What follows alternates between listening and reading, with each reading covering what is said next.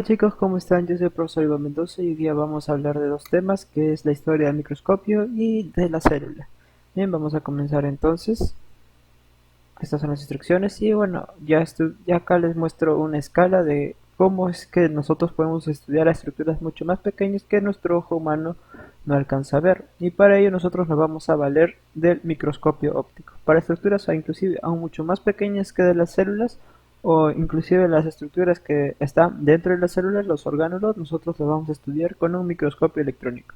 Bueno, este microscopio electrónico es de difícil acceso debido a que es muy caro y la instalación también necesita ser bastante especial.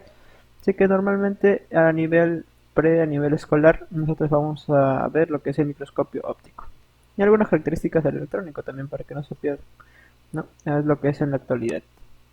Bien, vamos a comenzar entonces. Entonces, ¿cómo es que las células fueron descubiertas?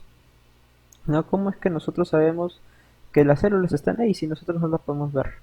Y es justamente que al trabajo de bastantes científicos, inclusive algunos no fueron científicos, más bien fueron artesanos, como podemos ver, en 1590 los holandeses artesanos Hans y Zacharias Jensen construyeron el primer microscopio compuesto, ¿no? El que básicamente se trataba de un cilindro en el cual tenía dos partes, un ocular y el objetivo. Justamente acá hay dos lentes en las cuales justamente hace ampliar, lo que hace es ampliar la imagen y que tenga una resolución medianamente buena, ¿no?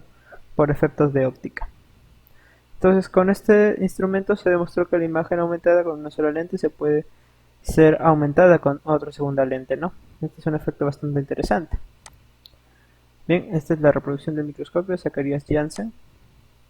Ya avanzando un poco más con la historia, en 1909 Galileo Ah, hemos visto también un microscopio, un prototipo de microscopio, el cual le llamó microscopio compuesto, que es básicamente el que está acá, con una lente cóncava y otra convexa, que le llamó oxiolino, ¿no? Que quiere decir ojito. Entonces, gracias a este avance, Galileo también pudo llevar su experimento no solo a objetos chiquitos, ya que Galileo no se destacó especialmente por esa área, sino él lo llevó al área de la astronomía, ¿no? Que viene a ser justamente con los telescopios. Pero en 1925 Giovanni Faber, un médico, fue el que justamente acuñó en sí el método del término de microscopio, ¿no? Y también, bueno, esto definitivamente es un nombre mucho más bonito inclusive que el de Occhiolino, que viene a ser su primer nombre, el microscopio en sí. Luego nos vamos a 1665, donde Robert Hooke observó algunos espacios en las células, ¿no? Que viene a ser, a lo mejor dicho, unos espacios en un corcho. Él analizó un pequeño corcho en láminas, lo partió en láminas bien delgadas y pudo justamente observar lo que vemos aquí, ¿no? Como pequeñas celditas. A lo que él no estaba, sin saberlo, había descubierto algunos espacios de las células.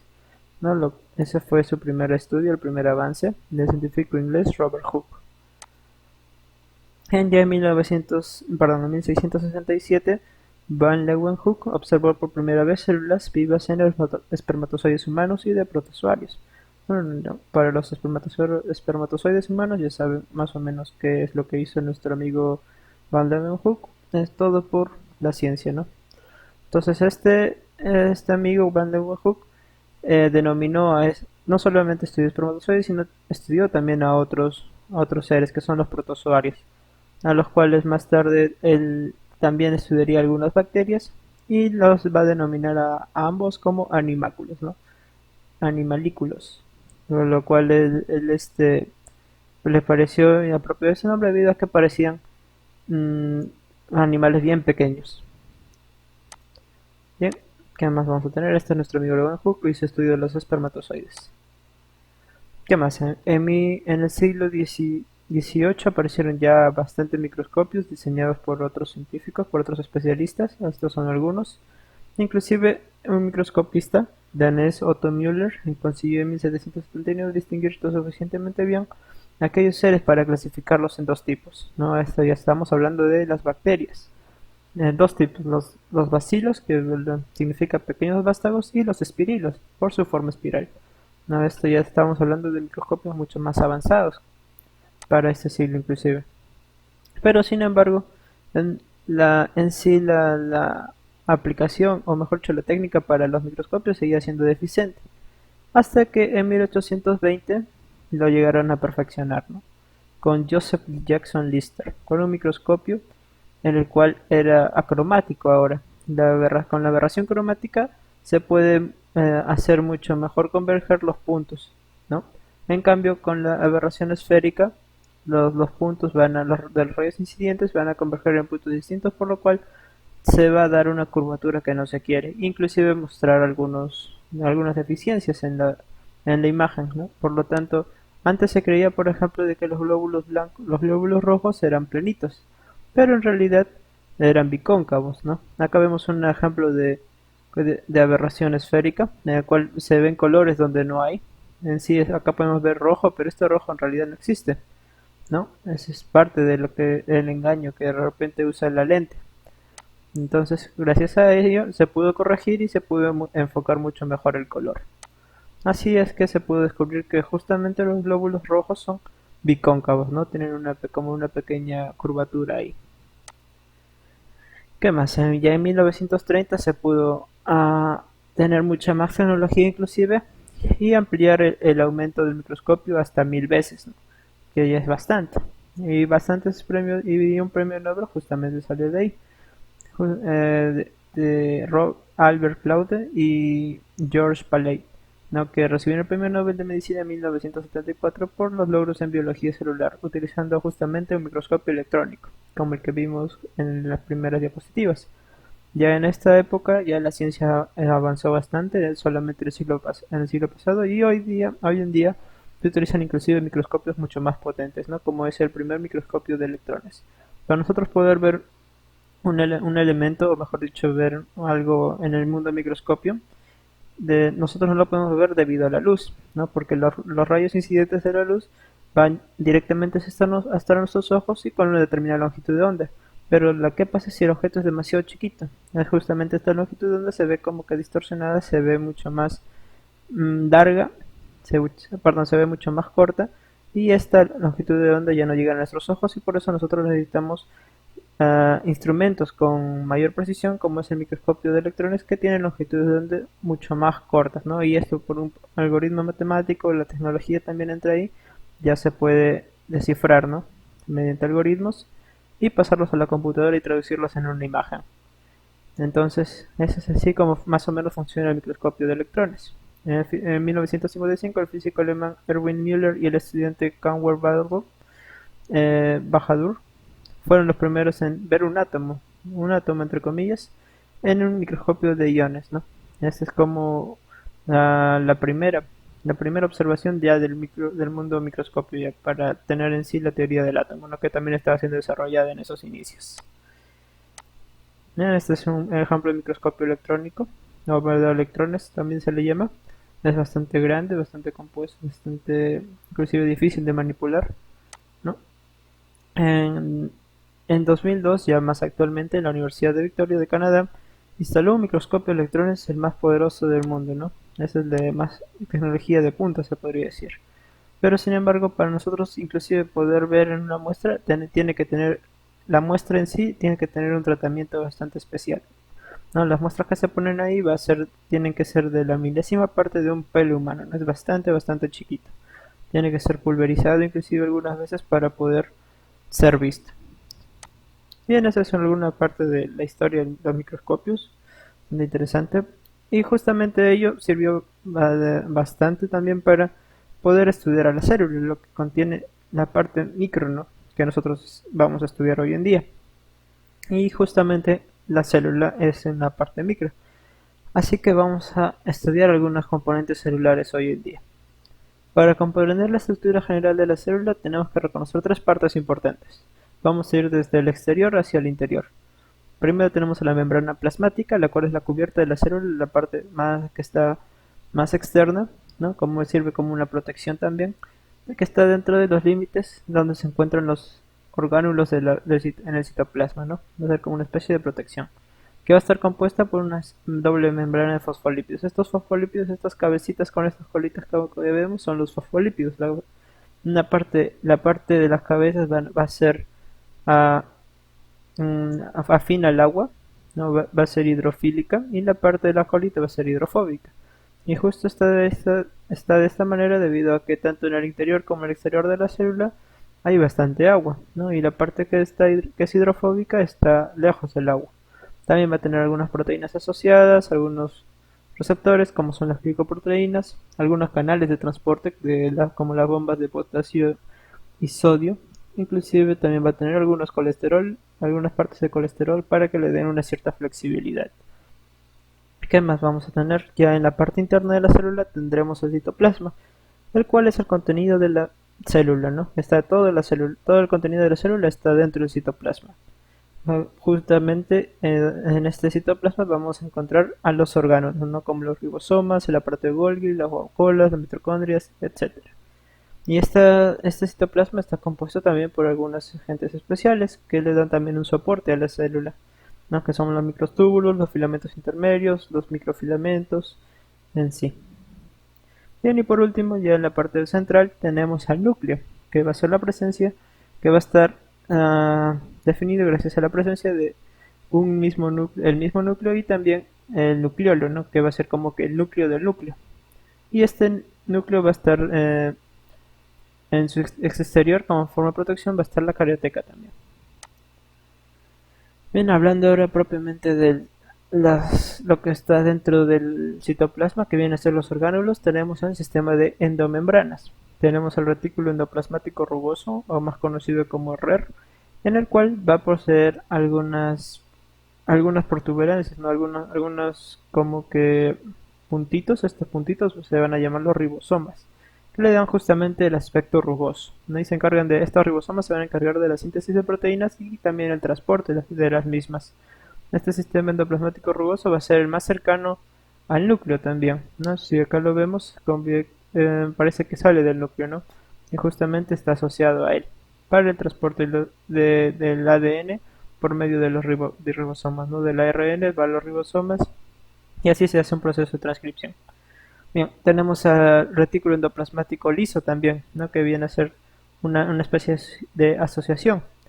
Más que todo, el retículo endoplasmático liso es el que continúa al rugoso, pero esta vez este sistema no va a tener ribosomas.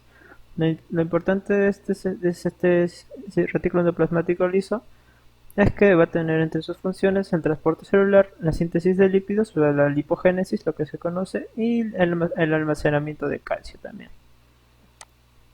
Bien, hablando de las estructuras que están dentro del sistema endoplasmático rugoso, o sea que son los ribosomas, son complejos supramoleculares, en los cuales está de manera presente en casi todas las células eucariotas. Su función principal es sintetizar las proteínas a partir de la información contenida del ADN, tanto del ADN como del ARN, ¿no? El ARN mensajero va a los ribosomas, estereocodifica y pasa por medio del ARN de transferencia, el cual justamente le da las órdenes para formar la cadena de aminoácidos, ¿no? Y justamente esta cadena de aminoácidos es lo que nos da una función importante para la vida. Que más se encuentra en el citoplasma puede estar de manera libre o también puede estar en el sistema del retículo endoplasmático rugoso. Bien, luego tenemos al aparato de Golgi, también bastante conocido, el cual va a ser un sistema de membranoso independiente de base del núcleo, a diferencia del retículo endoplasmático rugoso y del liso, y lo cual la función principal de este aparato de Golgi va a ser el almacenamiento de los lisosomas y la producción de los mismos, ¿no? Va a estar también presente en lo que va a ser justamente la distribución de los lisosomas, al igual que los peroxisomas, ¿no? Que los lisosomas se van a encargar de la digestión celular. Ahorita vamos a ver de ellos. Y también van a tener como síntesis a la glicolización. Bien. Tenemos a los lisosomas, que van a ser las bolsas esféricas que poseen enzimas digestivas. Y justamente estas enzimas digestivas es lo que le permite comer cierta parte de la célula, ¿no? Cuando de repente algún orgánulo está dañado, lo que hace el lisosoma es ir a esa parte por orden del núcleo, ir a esa parte, digerirla y el núcleo se va a encargar de regenerar una nueva unidad, ¿no? Un nuevo orgánulo. O en el peor de los casos, si la célula ya está próxima a morir, lo que van a hacer los lisosomas va a ser comerse a la célula, no va a hacer una digestión total. Eso es bastante interesante. Ahora vamos a pasar a los orgánulos con doble membrana, ¿no? Que por lo general se dice que tienen un origen endosimbiótico, ¿no? Que esto quiere decir que van a poseer su propio ADN y se cree, o bueno, mediante bastantes estudios, algunos demuestran que es producto de una endosimbiosis, lo cual quiere decir que las células antes, las células primitivas, ingirieron a otras células, ¿no? Para los cuales hicieron como una especie de simbiosis. Quiere decir que tú me das algo y yo te doy algo a cambio, ¿no? En ese sentido, que debían hacer la endosimbiosis. Y justamente esto fue bastante importante, justamente para generar a las mitocondrias, que es un ejemplo de ello, en el que vienen a ser los órganos celulares encargados de suministrar la mayor parte de energía para la actividad celular, ¿no? Por medio de la respiración celular. En las mitocondrias, en este caso, se va a realizar la respiración celular. En esta forma de salchicha, que me parece, va a funcionar la respiración celular. Y esta es toda una cadena, tiene bastantes ciclos y también es bastante interesante de estudiar, ¿no? En el cual las centrales eléctricas energéticas que vienen de las mitocondrias de las células sintetizan el ATP, el adenosintrifosfato, a partir de los carburantes metabólicos, ¿no? Que pueden ser tanto glucosa, ácidos grasos, aminoácidos, etcétera. Por otro lado, en las plantas se van a encontrar este orgánulo que viene a ser los cloroplastos, que vienen a ser los organismos eucariotas, de los organismos que van a realizar la fotosíntesis, ¿no?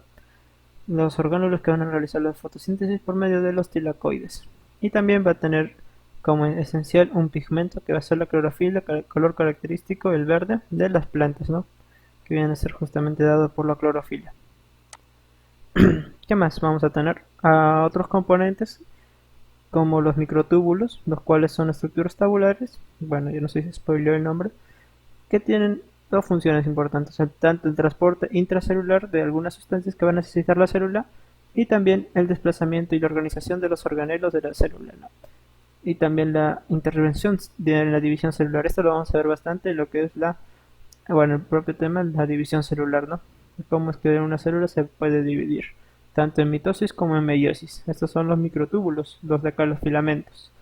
Pero también vamos a tener a los centriolos, con el centrosoma, el cual va a ser un órgano celular, el cual no está rodeado por una membrana como las vimos anteriores veces. Este va a consistir en dos centriolos apareados, tal como muestra la imagen, los cuales van a estar incrustados en un conjunto de agregados proteicos. Todo esto está formado de proteínas, ¿no? Entonces, este centrosoma nos va a ayudar en lo que también va a ser la división celular, ¿no? Va a participar en procesos de división y de transporte celular. Y cuando se vaya a dividir, eso justamente el centrosoma también se va a ir dividiendo. Va a organizar también los mismos microtúbulos de la célula. Bien chicos, esa ha sido la presentación de hoy. Espero que hayan podido aprender algo nuevo. Si tienen alguna duda, no, ya saben, me la hacen al WhatsApp a mi número personal. Y eso ha sido todo por hoy chicos. Cuídense bastante, alimentense correctamente. Nos vemos en la próxima clase. Hasta luego, bye.